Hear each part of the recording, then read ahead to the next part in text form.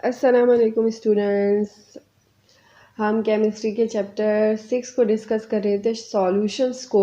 ठीक है, उसके अंदर हमने प्रीवियस वीडियो में आपको saturated solution, super saturated solution और अनसैचुरेटेड सॉल्यूशन का मैंने आपको डिफरेंस बताया था और डिटेल में आपको पूरा 6.1 का टेबल डिस्कस किया था। ठीक है, आज हम पढ़ने वाले हैं डाइल्यूशन ऑफ अ सॉल्यूशन, जो कि नाम से आपको थोड़ा सा ये लग रहा होगा क्या बोरिंग टॉपिक है, लेकिन ये आप यकीन मानिए बहुत ही ज़्यादा इंटरेस्टिंग टॉपिक है और इस वीडियो के एंड तक देखिएगा। छोटा सा टॉपिक है।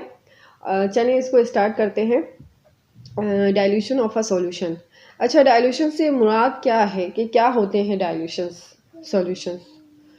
बेसिकली कभी आपका दिल चाह रहा होगा कि कहीं जाएं, किसी मेहमान के घर घूमने और अच्छी सी चाय पी कर आएँ, लेकिन जो मेहमान होते हैं वो मेज़बान थोड़े बुरे होते हैं और आपके आगे जब वो चाय पेश करते हैं तो वो पतली पानी होती है। ठीक है, क्या हो रहा होता है उसके अंदर, जो मिल्क और आपकी टी लीव यानी दूध और पत्ती की जो मिकदार होती है वो कम होती है और आपको चाय पीने में मज़ा नहीं आता। और जब आप घर आते हैं तो आप कहते हैं क्या यार पतली पानी चाय पिला दी, सारा मूड आपका बेकार हो जाता है। ठीक है, तो उसको हम कहते हैं कि डाइल्यूटेड सॉल्यूशन है, यानी उसमें क्या था, वाटर की मिकदार ज़्यादा थी। ठीक है, अब आपको दो टर्म्स पता होती हैं कि सॉल्यूशंस के दो टाइप्स के होते हैं। एक तो होते हैं डाइल्यूटेड सॉल्यूशंस, दूसरे हमारे पास होते हैं कंसनट्रेटेड सॉल्यूशंस। क्या होता है डाइल्यूटेड सॉल्यूशंस के अंदर कि हमारे पास वाटर की मिकदार ज़्यादा होती है और उसके अंदर जो सॉल्यूट प्रेजेंट होता है वो बहुत ही लोअर क्वांटिटी में प्रेजेंट होता है, बिल्कुल माइन्यूट सा प्रेजेंट होता है और उसमें सॉल्वेंट की मिकदार ज़्यादा होती है। उसको हम कंसिडर करते हैं डाइल्यूटेड सॉल्यूशंस। जबकि हमारा कंसनट्रेटेड सॉल्यूशंस के अंदर क्या होता है कि सॉल्यूट की क्वांटिटी लार्जर प्रेजेंट होती है, सॉल्यूट जो है वो ज़्यादा मिकदार में उसके अंदर प्रेजेंट होता है, जबकि सॉल्वेंट की जो क्वांटिटी होती है वो कम अमाउंट में प्रेजेंट होता है, स्मॉलर क्वांटिटी में। ठीक है, अब ये डाइल्यूटेड और कंसनट्रेटेड सॉल्यूशंस दोनों किस पे डिपेंड कर रहे हैं, अपनी रिलेटिव अमाउंट ऑफ सॉल्यूट पे डिपेंड कर रहे हैं। ठीक है, कि अगर ज़्यादा हो रही है तो उसको हम कंसनट्रेटेड कंसिडर कर रहे हैं और अगर कम हो रही है सॉल्यूट की क्वांटिटी तो हम उसको डाइल्यूटेड कंसिडर कर रहे हैं। ठीक है, तो dilute solution contains a relatively small amount of solute in large amount of solvent, like adding more water to a solution, whereas the concentrated solution contains a relatively large amount of a solute in a small amount of solvent। ठीक है, वही बात जो मैंने आपको बताई है ना। अब हम डाइल्यूशंस करते क्यों हैं।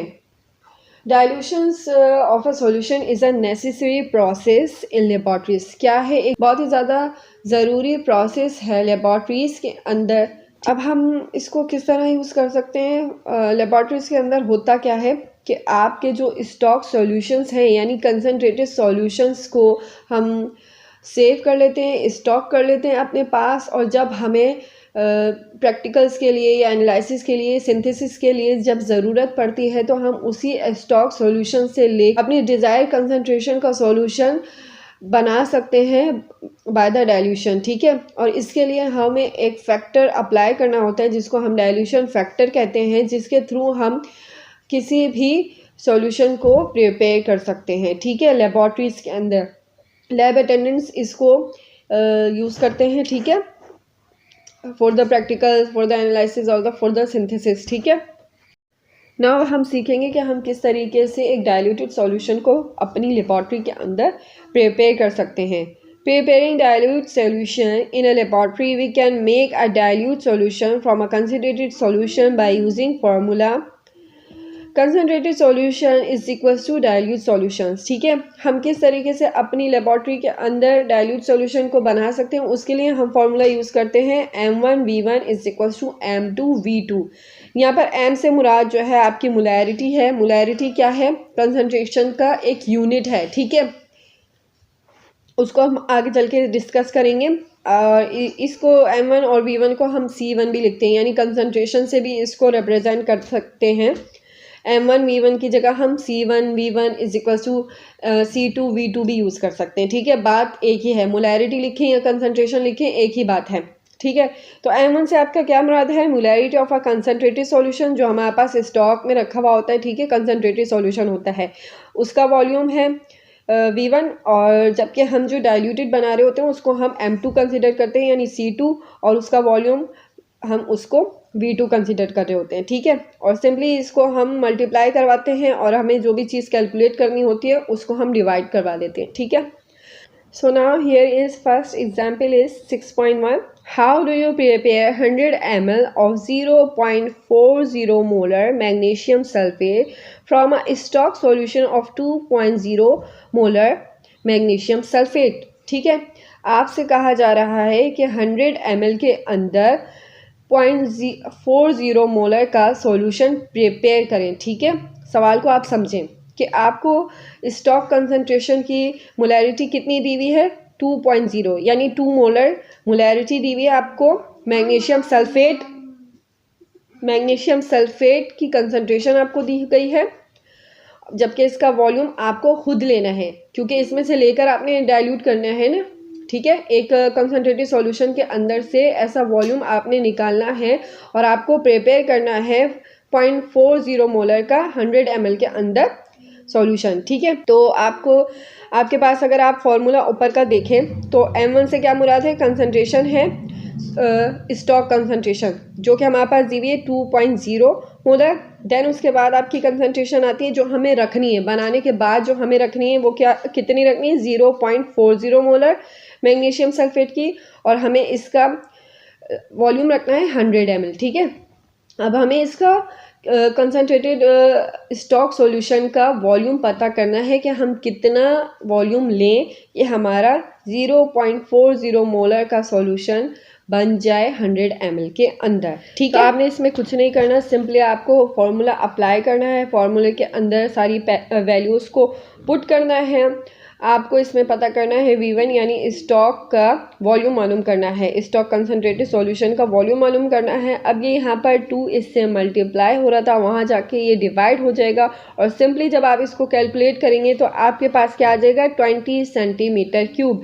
अब इसको सेंटीमीटर क्यूब कहें या ml कहें, एग्ज़ाम के पॉइंट ऑफ व्यू से तो कंफ्यूज मत होइएगा। अगर सेंटीमीटर क्यूब है या ml है तो वो एक ही बात है, ठीक है। अगर ml आ जाए तो भी आपको घबराने की ज़रूरत नहीं है, और अगर सेंटीमीटर क्यूब लिखा हुआ आ जाए तो भी आपको घबराने की ज़रूरत नहीं है, एक ही चीज़ है, ठीक है।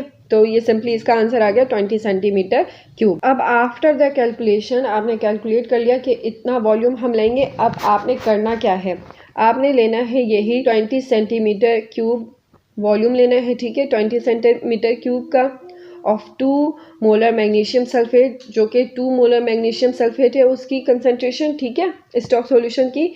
और हमने पुट करना है एक 100 वॉल्यूमेट्रिक फ्लास्क के अंदर, ठीक है। मेजरिंग फ्लास्क लेनी है या वॉल्यूमेट्रिक फ्लास्क लेनी है, एक ही बात है, जो मेजर हुई भी होती है, ठीक है, उसके अंदर।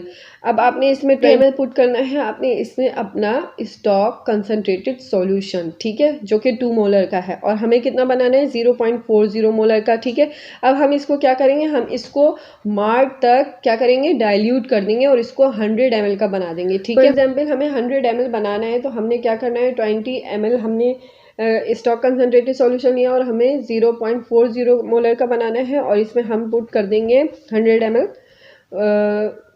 बनाने के लिए 80 ml वाटर, ठीक है। तो ये हमारा 100 ml वाटर बन जाएगा, और इसकी मोलैरिटी पहले से कैलकुलेट कर चुके थे 0.40 में, तो ये आपका 0.40 मोलर सॉल्यूशन यानी 0.40 मोलर सॉल्यूशन बन जाएगा आपका डाइल्यूटेड सॉल्यूशन, ठीक है।